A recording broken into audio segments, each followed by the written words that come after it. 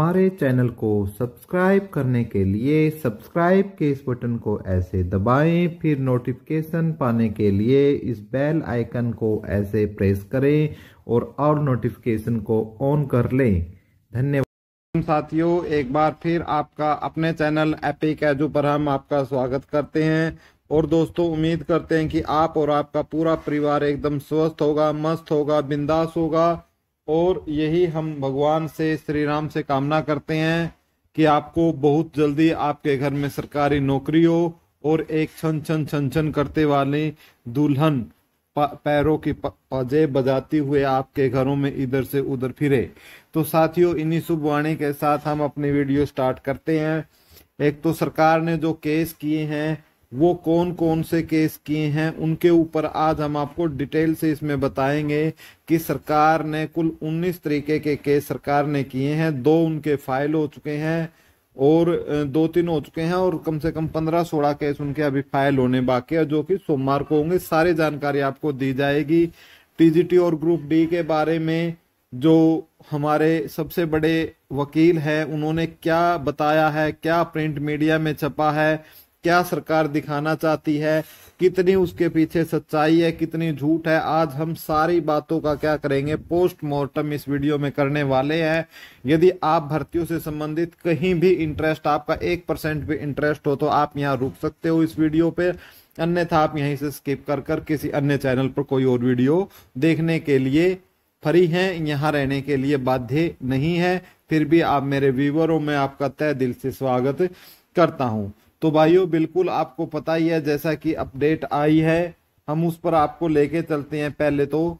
ठीक है, ये हमारे पास अपडेट है और यहाँ आप देख सकते हो कि हेडलाइंस आई है कि हरियाणा की सरकारी भर्तियां, हरियाणा कर्मचारी चयन आयोग ने सुप्रीम कोर्ट में दायर की अपीलें। ठीक है, अपीलें लिखा है, अपील नहीं की, अपीलें, यानी इसका मतलब क्या, बहुत सारी की होंगी। तो उन्हीं पर हम एक एक कर कर विचार करेंगे। सबसे पहले मैं आपको दिखा देता हूं, और मैं यहाँ पर एक इनके ये टिक्की लगा दी मैंने। ठीक है ना, सबसे बड़े एडवोकेट है ये हमारे बलदेव महाजन जी। ठीक है, क्या क्या इन्होंने आज बताया, हर एक बात पर, हर एक पॉइंट पर विस्तार से चर्चा हम करने वाले हैं। देखिए ये क्या बताते हैं सुरेंद्र धीमान जी को। आखिरकार हरियाणा सरकार की भर्तियों के लिए हरियाणा कर्मचारी चयन आयोग ने सुप्रीम कोर्ट में हाई कोर्ट के फैसले पर अपीलें दायर कर दी हैं। आपको पता ही है, बाकी मैं बताऊंगा सुप्रीम कोर्ट में क्या हुआ, वो बातें भी आपको, जज ने क्या लतेड़ा, सब बातें आपको बताऊंगा। पहले हम इन बातों को देख लेते हैं कि कितनी झूठी खबरें और कितनी सच्ची खबरें सरकार ने न्यूज़पेपर में छपवाई है। मंगलवार को 4 अपीलें रजिस्ट्री में दायर हुई हैं। इनकी बुधवार को मेंशनिंग होगी। मेंशनिंग पर सुप्रीम कोर्ट के खंडपीठ सुनवाई की तारीख तय कर सकता है। ठीक है, और तय कर भी दी है, वो भी हम आपको बताएंगे। ठीक है, जो तय की है वो भी हम आपको बताएंगे। कुल 17 अपीलें दायर होंगी, इनमें से 4 मंगलवार को दायर होगी, 11 आपकी इन्होंने कब लिखा है, ठीक है, को दायर, जबकि शेष 2 बाद में। मैं आपको बताऊंगा इसमें गलत लिखी हैं ये बातें कि कब होंगी। टोटल 17 होगी, ये बात सही है। ठीक है, और जिनमें से आपकी जो 4 है वो हो चुकी है, और जो बचती है जो 13 अपीलें, वो मैं आपको वीडियो के लास्ट में बताऊंगा कि कब होगे। ये इसमें न्यूज़पेपर में गलत बात है, इसीलिए मैं इसको विश्लेषण लेके आया हूं। यदि आप टिके रहे तो इसमें बहुत सारी ऐसी बातें मैं आपको बताऊंगा कि जिसे देखकर आपके होश उड़ जाएंगे। ठीक है, हरियाणा कर्मचारी चयन आयोग ने जन सामाजिक आर्थिक मानदंड के अंकों की अधिसूचना को सही ठहराया है, वहीं दलील दी है कि टीजीटी पदों की भर्ती और ग्रुप डी की भर्ती को सामाजिक आर्थिक मानदंड के अंकों के बारे हाईकोर्ट के फैसले से अप्रभावित है। देखिए सुनकर कितनी बड़ी है, यहाँ पर दोबारा से जो टीजीटी के बारे में बता रही है कि हमने पता है कि जो टीजीटी है और ग्रुप डी है, उनके ऊपर कहते हैं कि 5 नंबर का कोई प्रभाव नहीं पड़ता है। ठीक है, और ये अप्रभावित है। यह भी दलील दी है कि ग्रुप सी के जिन 24 ग्रुपों का रिजल्ट घोषित किया है, उनमें से चूंकि 4 गुना से कम योग्य उम्मीदवार थे और सामाजिक आर्थिक मानदंड के अंकों का कोई असर नहीं था, इसलिए इन ग्रुपों का रिजल्ट भी अप्रभावित है।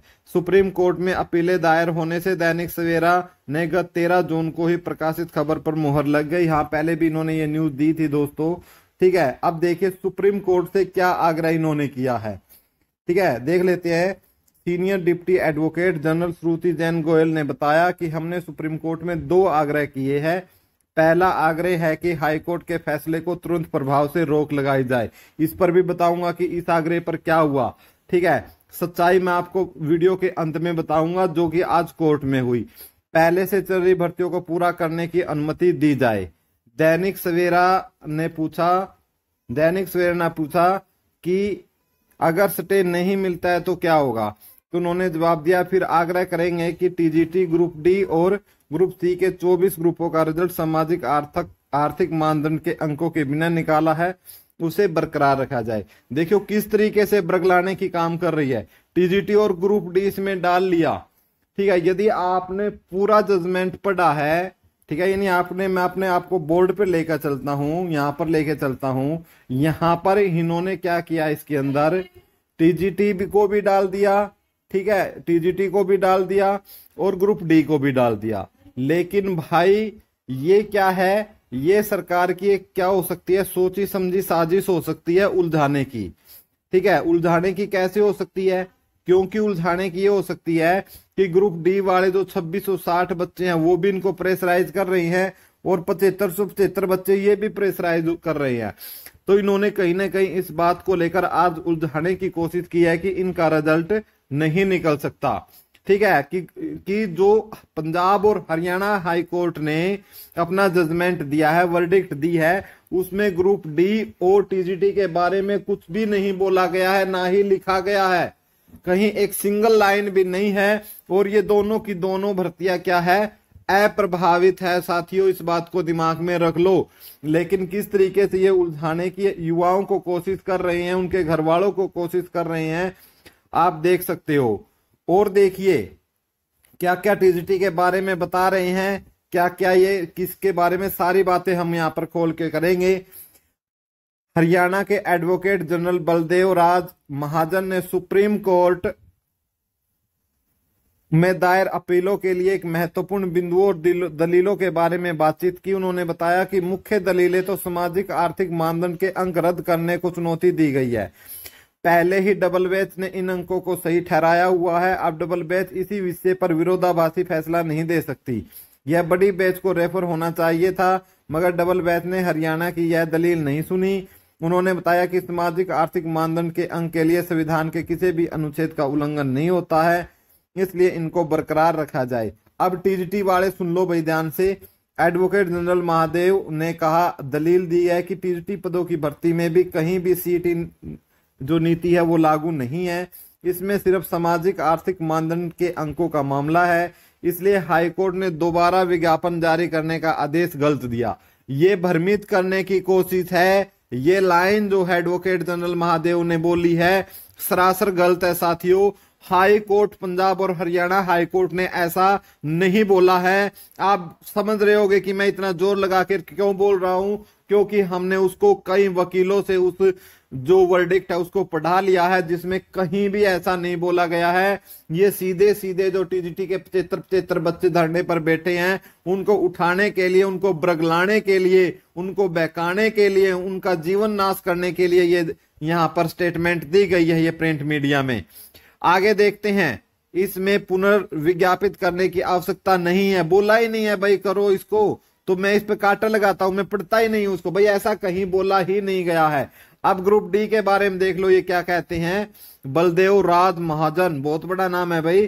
ग्रुप डी के सामाजिक आर्थिक मानदंड के अंकों को चैलेंज किया हुआ था। ग्रुप डी में दोबारा पद विज्ञापित नहीं होते, मगर हाईकोर्ट ने पुनर्विज्ञापित करने का आदेश गलत दिया है।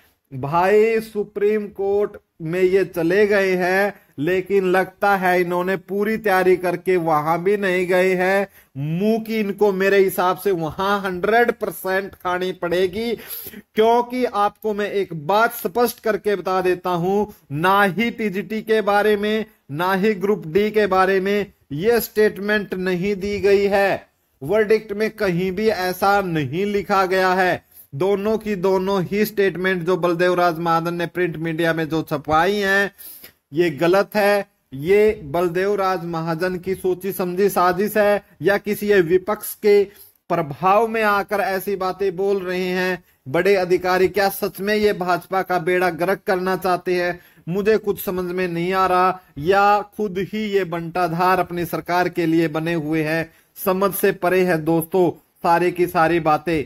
बहुत ही तकड़े तरीके से दिमाग की दही बनी हुई है। और ये है भाई मैडम जी, इनको हम हाथ जोड़कर इनको लिपस्टिक लगा देते हैं और इनको हम चरणों में पड़ते हैं। ये श्रुति महाजन, अब इनके भी कारनामे सुन ही लो एक बार लगे हो तो। हरियाणा की सीनियर डिप्टी एडवोकेट जनरल श्रुति जैन गोयल ने सुप्रीम कोर्ट में दायर की जा रही अपीलें तैयार कराई है। यही है वो भाई बड़ी लेडी जिसने तैयार कराई हैं। दैनिक सवेरा ने उनसे पूछा किन बिंदुओं पर आयोग ने अपीलें दायर की, तो उन्होंने बताया कि ग्रुप सी के बारे में बताया। श्रुति जैन क्या है, दलील दी गई कि हाई कोर्ट की सिंगल बेंच ने ग्रुप सी के सीटी स्कोर को रद्द कर दिया था और आदेश दिया था कि सामाजिक आर्थिक मानदंड के अंक देने से पहले वेरिफिकेशन कराई जाए। डबल बेंच में हमने अपीलें दायर कर कहा था कि दस्तावेजों की जांच होनी चाहिए, उसमें फिजिकल वेरिफिकेशन करा ली जाएगी, मगर शुरू में लाखों उम्मीदवारों का फिजिकल वेरिफिकेशन नहीं कराई जाएगी।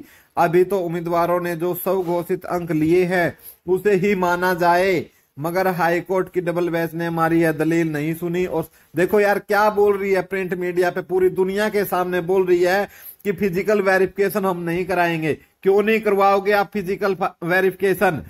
कोई भी लिख के कुछ भी दे देगा एक कागज पे, आप उन्हीं को मानोगे? उन्हीं के बेस पर कितने लाखों विद्यार्थियों का, हजारों विद्यार्थियों का जो हक है वो मर रहा है। देखिए कितनी स्टेटमेंट गलत है। सुप्रीम कोर्ट में भी इनकी बहुत बड़ी हार होने वाली है साथियों, बिल्कुल ही गलत है। इनको कुछ तैयार करना नहीं आता। ये हमारे लिए बहुत ही एक दुख की बात है कि ऐसे ऐसे श्रुति महाजन जैसे लोग ऐसे बड़े पदों पर बैठे हुए हैं। ठीक है, इसी प्रकार की इन्होंने 24 ग्रुपों के बारे में भी बताया है।